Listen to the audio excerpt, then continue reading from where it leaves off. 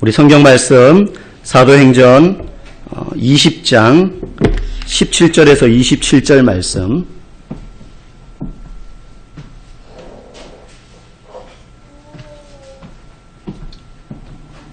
사도행전 20장 17절에서 27절까지 한 절씩 교독하고 마지막 27절은 같이 읽도록 하겠습니다. 바울이 밀레도에서 사람을 에베소로 보내어 교회 장로들을 청하니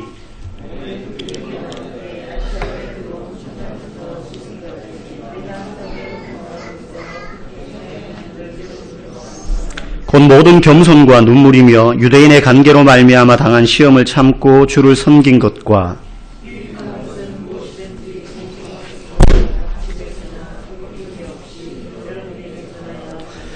유대인과 헬라인들에게 하나님께 대한 회개와 우리 주 예수 그리스도께 대한 믿음을 증언한 것이라.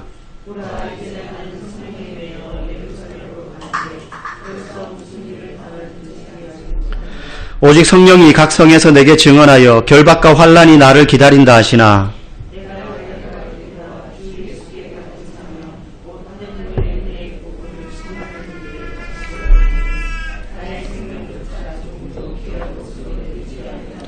보라 내가 여러분 중에 왕래하며 하나님의 나라를 전파하였으나 이제는 여러분이 다 내 얼굴을 다시 보지 못할 줄 아노라.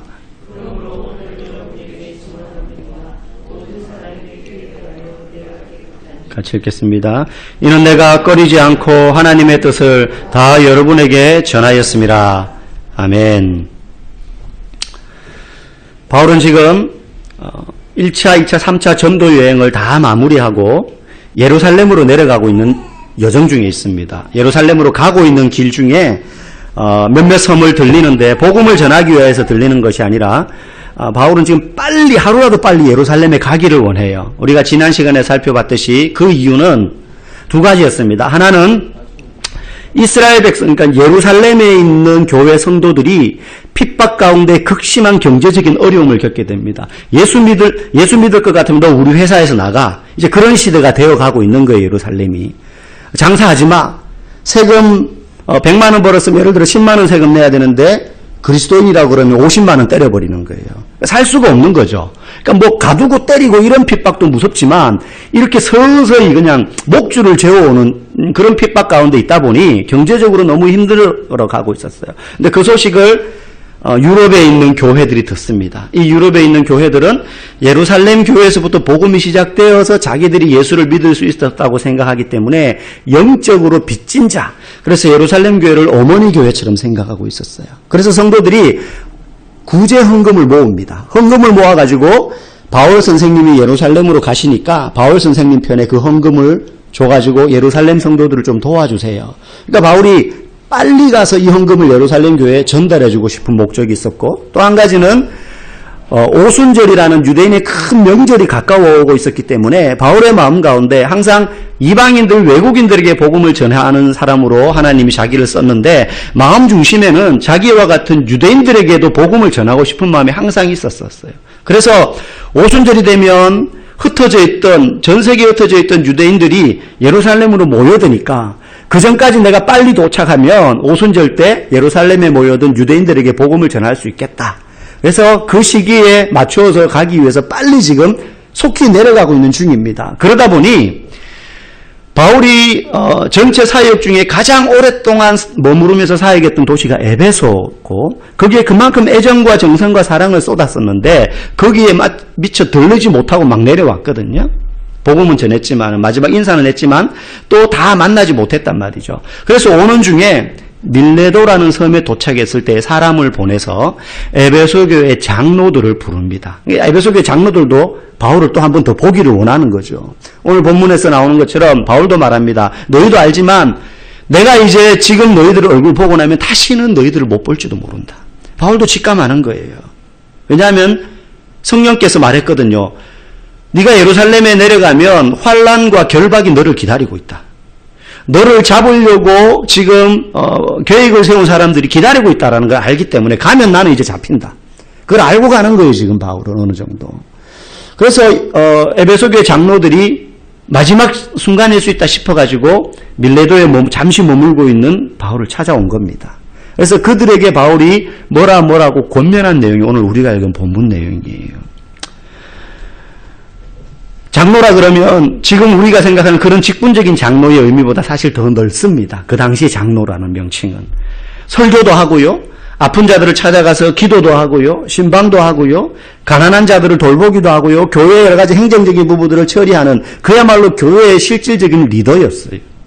그래서 사도들이 복음을 전하고 교회가 세워지면 그 가운데서 신실한 사람들을 집사로 세우고 그 중에서 또 장로를 뽑아가지고 그 교회를 맡기고 나면 이제 그 교회는 거의 안정된 깃틀이 잡힌 교회라고 여겨졌기 때문에 다른 곳으로 또 이동을 하고 했던 거죠.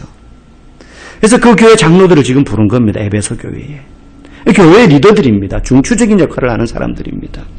오늘날도 교회는 저와 같은 목사, 그러니까 목회가 전업인 사람들이 있습니다. 그러니까 풀타임 사역자죠. 그죠? 그리고 성도분들은 다른 생업이 있으면서 시간이 있을 때 정해진 시간에 와서 교회에서 예배도 드리고 헌신도 하고 봉사를 해요. 뭐 구분하자면 저는 풀타임 사역자고 여러분은 파트타임 사역자일 수 있습니다. 그런데 하나님 앞에서는 이런 구별이 없어요. 우리끼리는 목사님은 목회만을 위하여 전념하는 사람이고 우리는 다른 일들이 주된 일이 있기 때문에 그 일들을 하면서 생업에 종사하면서 주일이나 수요일이나 와서 예배드리고 뭐 교회에 필요한 것들 봉사하고 또 가난한 자들 돕고 구제하고 이런 것들을 틈틈이 하는 사람.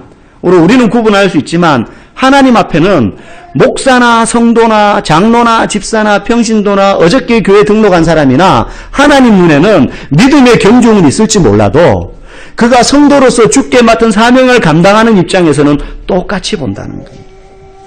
똑같이. 너는 풀타임, 너는 파트타임이니까는 요 정도만 해도 돼. 그렇게 보지 않아요. 우리 모두는 자기가 있는 삶의 자리, 여러분은 직장이 있고 사업장이 있고 일터가 있고 가정이 있잖아요. 그러면 거기에서 여러분들이 감당해야 될 믿음의 사명을 다 감당하는 겁니다. 거기서는 내가 바쁘게 그냥 세상 일하다가 교회에 정해진 시간에 와서는 하나님 일한다? 그렇지 않습니다. 어디에서 무엇을 하건 그곳에서 내가 감당하는 하나님의 일이 있다는 거죠. 거기에 의미를 가지고 일하면 여러분들이나 저는 일하는 장소가 교회인 것이고 여러분들은 주된 시간을 많이 쏟는 장소가 일터와 가정이니까 장소만 다를 뿐이지 사실은 똑같이 하나님의 일을 감당하는 귀한 일꾼들이라는 것입니다. 하나님의 입장에서 볼 때. 그런 의미에서 오늘 말씀은 저와 여러분들에게 꼭 필요한 말씀인 것입니다. 오늘 보면 17절, 18절에 보면 바울이요, 에베소 교회 장로들을 딱 이제 만나서 첫 마디가 이런 겁니다. 바울이 밀레도에서 사람을 보내요, 에베소로 보내요, 교회 장로들을 청하니 오매, 이제 밀레도에서 만난 거예요. 바울이 말합니다. 저희에게 말하되 아시아에 들어온 첫날부터 지금까지 내가 항상 너희 가운데서 어떻게 행한 것을 너희도 아는 바니. 이게 지금 무슨 말이냐면 에베소 교회는 바울이 2차 전도 여행 때 개척한 교회입니다. 아시아 지역에 있는 교회, 지금의 터키 연안 지역입니다. 터키. 지금은 터키가 유럽이지만 그때는 소아시아, 아시아 지역이었거든요. 바울이 이렇게 말해요. 내가 그 전에 예전에 아시아에 들어와서 특히 에베소 교회에 들어오기 전까지 아시아에서 사역하다가 에베소에 왔는데 에베소를 세우게 됐는데 그때부터 지금까지 내가 어떻게 사명을 감당해 왔는지 누구보다도 너희들이 잘 알고 있다. 그 얘기를 먼저 해요. 바울이 자신 있는 거죠. 이게 지금 무슨 말이냐면 자신이 지금까지 살아온 상황을요, 이 사람들이 증인이 되어서 다 알고 있다는 거예요. 그 말은 내가 말로써 복음을 전하고 너희들에게 하나님의 진리를 가르쳐 왔는데 말뿐이 아니라 실제 내 삶도 그 말과 같이 살아왔다라는 사실에 대해 너희들이 잘 알고 있지. 이렇게 확인하는 거예요. 여러분, 사람을 변화시키는 것은 말이 아니라 행동이라는 것을 우리는 잘 알고 있습니다. 여러분이 지금 누구인지 어떤 사람인지를 규정하는 것은요, 과거에 여러분이 어떤 사람이었느냐가 아니라 지금 하고 있는 행동이 무엇이냐에 따라서 여러분이 어떤 사람인지가 규정이 돼요. 우리 가끔 동창회 때 초등학교 때 동창들 만나고 이러면 그 순간 30년, 40년 전으로 돌아갑니다. 그죠? 동창들끼리 모이면. 그죠? 그래, 막 그때 별명이 막 생각나서 부르는 거예요. 오줌 싸게, 지각대장, 뭐 이런 식으로 막 부르는 거죠. 그런데 지금도 그 사람이 오줌 싸게냐? 만약에 그러면 큰일 나죠. 나이 50 먹어가지고 좀 사귀면 말이 안 되잖아요. 그렇죠? 지금도 지각 개장이면 그거 사회생활 할 수가 없는 거죠. 그때 그랬던 거죠. 어릴 때, 옛날에. 과거의 그 모습을 가지고 지금 그 사람의 됨됨이로 규정해서는 안 된다는 거예요. 여러분, 우리가 예전에 감동적으로 다 봤던 레미제라블이라는 영화 많이들 보셨고, 못 보신 분도 장발장이라는 이야기로 많이 알고 있는 내용이 있잖아요. 그 주인공 장발장이 어땠습니까? 조카 먹이기 위한 빵, 너무 배가 고프고 돈도 없고 가난하니까 빵집에 가서 빵 한 덩이 훔쳤다가 19년 징역 살게 되잖아요. 지금으로선 상상할 수 없지만 그 당시엔 유럽에. 그래서 졸지에 이제 절도범이 된 거예요. 그 빵 한 조각 때문에. 그만한 사연이 있었음에도 불구하고. 근데 나중에 이제 몇 년 안 남기고 가석방으로 풀려납니다.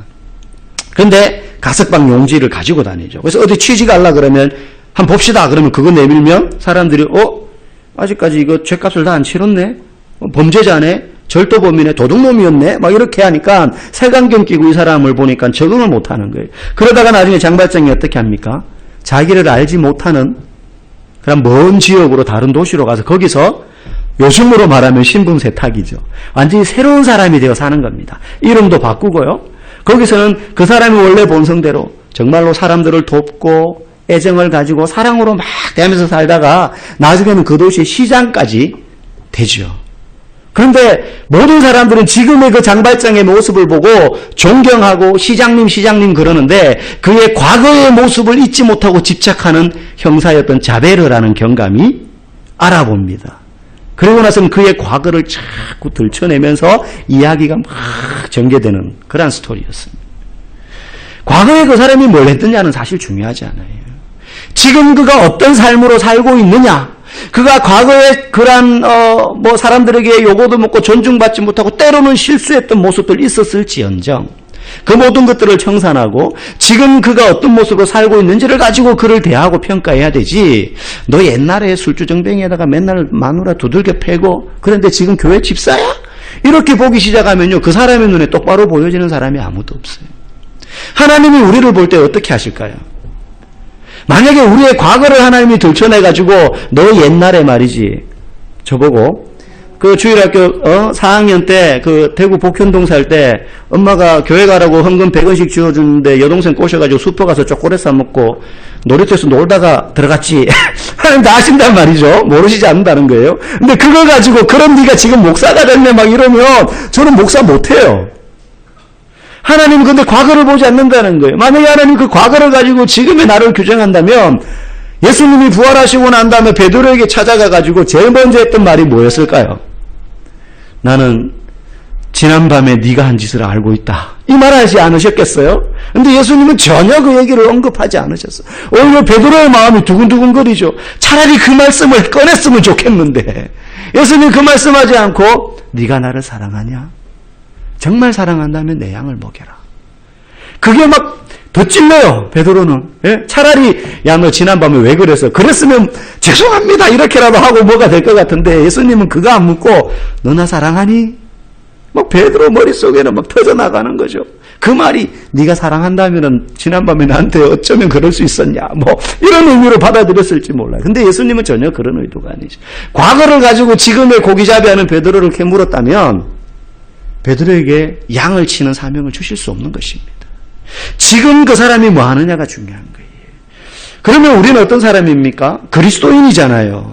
자칭 그리스도인이잖아요. 그러면 우리는 그리스도인이기 때문에 하나님 나라와 예수 그리스도에 대한 이야기, 성경에 대한 이야기를 많이 하게 되어 있습니다. 그리고 다른 것들보다 믿음이 무엇보다 중요하다고 믿고 있고 또 그렇게 말합니다. 그러나 만약에 그러한 말과 다르게 정작 우리가 삶에서 이 세상의 것 중에 아무것도 포기하지 않고 산다면 그 모습을 보면서 사람들은 이상하게 여기기 시작한다는 거예요. 그들은 성경도 잘 모르고 하나님에 대해서 잘 모를지언정, 예수님에 대해서 잘 모를지언정, 저 사람은 교회 다닌다고 알고 있는데, 저 사람은 집사라고 알고 있는데, 저 사람은 모태신앙인이고 아버지가 목사라고 알고 있는데 좋은 말은 다 하면서 사는 건 우리하고 별 다를 바 없네, 관심사도 우리하고 똑같네 라고 생각한다는 거예요. 2014년도에 프랑스의 카린 곰부라는 여성이 처음으로 바쁘게 살다가 미국 뉴욕으로 여행을 가게 되었습니다. 가족들과 함께. 처음으로 해외여행을 뉴욕으로 간 거예요. 그래서 좋은 호텔에 방을 잡고 그렇게 관광을 하고 다니고 있는데 어느 날 이제 뉴욕에 유명한 피자집이 있다 그래가지고 거기 가서 피자 사서 이제 아이들 먹이려고 피자를 딱 한 2판을 사들고 나오는데 그 수많은 사람들이 뉴욕 한복판을 다니는데 자기 눈에 어떤 한 사람이 탁 들어왔어요. 누구냐면 쓰레기통을 뒤지고 있는 남루한 차림의 노숙자였어요.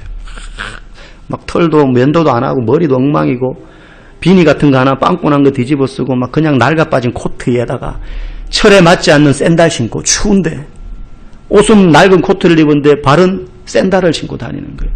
그 노숙자가 갑자기 너무 측은한 마음이 든 거예요.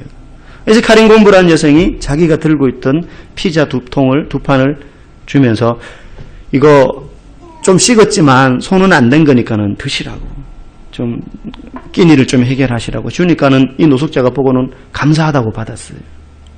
그리고는 이 여인은 다시 이제 피자를 맞춰서 이제 갔죠. 그런데 그 이튿날 이틀이 지났어요. 이제 또 관광하고 이제 체크아웃하고 가려고 호텔에서 나오는데 호텔 정문에 수많은 사진 기자들이 짐을 쫙 치고 있는데 사진을 막 바바박 찍기 시작하는 거예요. 순간 이 여인은 이 호텔에 누구 유명한 연예인이라도 있나? 그랬는데 보니까 자기를 다 찍는 거예요. 이 여인은 정말 평범한 사람이거든요. 막 찍는 거에 놀래가지고 나중에 알고 보니 이틀 전에 이 노숙자에게 피자를 건네는 장면을 누가 사진을 찍었어요. 그리고 그걸 신문사에 제보를 했더니만 뉴욕 포스트지 일면에 그 사진이 난 거예요. 그리고는 이틀 뒤에 그 다음날 기자들이 그 호텔에 진을 치고 그 여인을 기다리고 있었던 겁니다. 사연인 즉슨 이 여인이 준 피자를 건네줄 때 그걸 받은 노숙자의 정체가 누구냐면 리차드 기어였어요. 영화배우 리차드 기어 아시죠? 그죠? 보지는 못해도 들어는 보셨죠? 알고 보니까 이 리차드 기어가 타임 아웃 오브 마인드라는 그게 이제 가족 영화예요. 관계가 깨어진 아버지와 딸이 다시 관계를 회복한다는 감동적인 이제 가족 영화거든요. 그 영화를 촬영하기 위해서 노숙자 분장을 하고 쓰레기통을 뒤지고 있었던 거예요. 촬영팀은 어디 있었느냐? 사실 리얼한 그 노숙자의 장면을 촬영하려고 저 멀리 골목에서 카메라만 이렇게 내밀고 계속 카드 없이 롱테이크로 계속 찍고 있었던 거예요. 40분 동안. 중간중간에 가서 뭐 이렇게 해주고 하는 게 아니고 그냥 계속 이 리차드 기어는 그야말로 노숙자로 40분 동안 그 뉴욕 거리 쓰레기통을 계속 뒤지고 다닌 거예요. 그 여인은 전혀 몰랐죠, 당연히. 근데 그 여인이 그런 선행을 베푸는 것을 촬영팀이 보고도 일부러 카트를 안 하고 계속 찍은 거예요. 너무 자연스러운 장면이라서. 리차드 기어도 진짜 노숙자인 것처럼 그 피자를 감사하다고 땡큐 하면서 받아간 거죠. 나중에 그 비하인드 이야기를 이 여인도 다 알게 되었어요. 자기는 진짜 몰랐다고. 정말로 그 상한 음식 같은 거를 비닐을 찢어가지고 팩을 뜯어서 막 먹고 하는데 영락없는 노숙자였다고. 근데 나중에 리처드 기어가 그 일이 또 이렇게 커지면서 인터뷰를 하는데요. 그 뉴욕 한복판은 노숙자 복장을 하고 돌아다니는 40분 동안 단 한 명도 자기한테 아는 채 말을 걸어주는 사람도 없었고 모두가 혐오스러운 눈빛으로 자기를 보고 지나갔는데 그 여인만 유일하게 자기에게 온정을 베풀어 주었다는 거예요. 그래서 나중에 그 일을 계기로 해서 이 리처드 기어가 노숙자들을 돕는 자원봉사활동을 그 이후에 계속해서 하게 됩니다. 지금까지. 여러분 그리스도인은요 성경에 대해서 잘 아는 거 너무 중요합니다. 예배 잘 드리는 거 참 중요해요. 그러나 그것보다 더 중요한 것은 그가 알고 믿고 있는 성경의 진리들을 그대로 살아내려고 몸부림치는 게 있어요. 잘 안 되죠. 잘 안 돼요. 근데 몸부림쳐야 돼요. 하나님은 우리가 그거 잘 못할 줄 아세요. 실패할 줄 아십니다. 베드로가 부인할 줄 예수님은 아셨고 가룟 유다가 자기를 팔 줄 아셨어요. 아심에도 품어주잖아요. 우리가 그렇게 몸부림칠 때 실패할 줄 아시지만 주님은 그거 보신다는 거예요. 그 몸부림치는 거. 그 몸부림치는 거. 많이 알고 안 지키는 것보다 조그마한 그거를 온전히 지키는 게 중요합니다. 많이 가진 것 중에 일부를 내는 부자보다 적게 가진 것을 온전히 내는 가난한 과부의 두랩돈을 예수님이 하나님이 기뻐 받으신다고 말씀하셨던 것처럼 우리의 삶에도요 실패할 수 있어요. 말씀대로 살려고 하는데 막 자존심 상해가지고 에이 나 안 해 이럴 수 있어요. 내가 무슨 지보다 뭐 잘난 게 없어가지고 저런 소리 듣고 참아야 되나? 성질대로 하면 그냥 확 그냥 한번 들이받고 말 것 같은데. 그런데요, 그런 마음 생길 때마다 주여, 주님이 날 위하여 무엇을 감당하셨나? 그 생각으로 한번 참을 때 주님이 그래 잘하고 있어. 나중에 또 실패할 줄 아시지만 그래도 이 길을 계속 너가 걸어가기를 원하는구나. 그거 주님이 보신다는 거예요. 여러분, 목회자라면 설교 잘하는 거 너무 중요합니다. 가장 기본적인 것이겠죠. 그러나 그거보다 더 중요한 건 설교가 좀 어느라고 떠듬거릴 수 있을지 몰라도 그 목회자가 강단에서 선포하는 그 말씀대로 실제 삶에서 살아내는 모습이 보여지고 드러날 때 성도들은요, 여러분, 감동은 강단에서 줄 수 있지만 그 감동이 삶의 변화로 이어지려면 선포되는 그 말씀대로 살아내는 녹아져 있는 삶의 모습이 있을 때에 사람들은 변화가 나타나는 것입니다. 말 몇 마디로 감동은 줄 수 있습니다. 여러분, 우리가 물건을 하나 팔 때도요, 적어도 그 사람에게 저 사람이 팔려고 하는 물건을 내가 사고 싶다라는 마음이 든다라는 건 그의 말에 신뢰가 생기기 때문에 산다는 거예요. 전혀 신뢰가 안 생기면 사고 싶지 않죠. 말라고 돈 쓰면서 거짓말 같은 이야기 듣고 삽니까? 그런데 신뢰가 생기니까 사는 거예요. 물건 하나 팔 때도 그러하다면 그리스도인으로서 우리가 살 때 가난한 자, 굶주린 자, 고통받는 자, 난처함에 처한 사람들 우리가 보면 측은히 여기는 마음으로 그리스도의 사랑을 베풀어 줄 수 있어야 되는 것입니다. 지식은 잘 알려주고 설명하면 되지만 사람의 인격이 자라는 것은요, 우리의 변화된 삶으로 자라게 하는 거라는 거예요. 그럼 삶만 필요하다는 것이 아닙니다. 우리가 믿고 아는 바 생명의 복음이 진리의 말씀으로 사람들에게 가슴에 모처럼 박히려면 우리가 믿는 바대로 살아내는 삶의 모습이 있을 때 능력으로 역사하게 된다는 사실을 우리가 기억해야 합니다. 오늘 바울은 두 번째로 이 에베소교회 장로들에게 19절에 이렇게 말합니다. 우리 같이 한번 19절 한 목소리로 읽어보겠습니다. 시작. 곧 모든 겸손과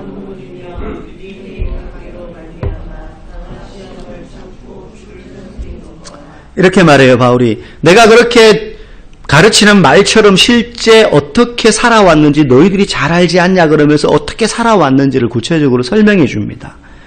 모든 겸손과 눈물이며 유대인의 관계를 인하여 당하는 시험도 참고 주를 섬겼다. 근데 우리말로 번역을 하니까는 강조점이 잘 안 드러나요. 원래 이 문장은요, 제일 바울이 힘주어 말하는 게 앞에 와 있거든요. 그게 뭐냐면 주를 섬긴 것. 우리말에는 끝에 나와요, 이게. 근데 19절에서 이게 제일 앞에 와야 돼요. 그래서 이렇게 말하는 거예요. 너희들을 잘 아는 것처럼 내가 주를 섬겼다. 어떻게? 겸손과 눈물로 유대인들로 인하여 당하는 시험들을 참으면서. 그러니까 주를 섬겼는데 그 뒤에 나오는 것들은 어떻게 주를 섬겼는지를 설명하는 거죠.